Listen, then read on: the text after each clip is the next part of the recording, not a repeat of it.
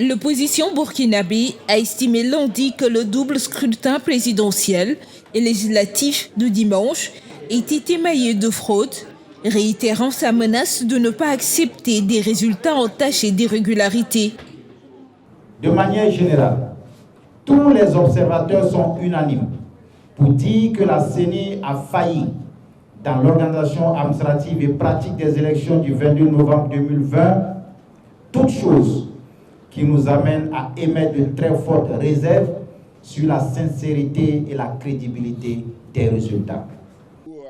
Sans exhiber de preuves, l'opposition burkinabé avait déjà affirmé samedi qu'une fraude massive était en préparation à la veille de l'élection, menaçant dans les mêmes termes de ne pas reconnaître les résultats de l'élection.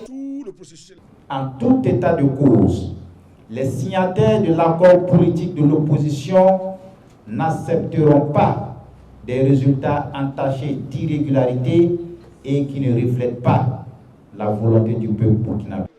Une victoire dès le premier tour permettrait à Roch Marc Christian Kaboré d'éviter un second tour contre un candidat soutenu par l'ensemble de l'opposition. Le double scrutin s'est déroulé dimanche sous haute tension sécuritaire, le Burkina Faso vivant ses heures les plus sombres depuis l'indépendance, miné par des attaques de groupes djihadistes qui ont fait au moins 1200 morts en 5 ans. Le double scrutin ne s'est pas déroulé sur au moins 1/5 du territoire, privant entre 300 et 350 000 personnes de vote, selon la commission électorale, qui n'a publié qu'une infime partie des résultats lundi.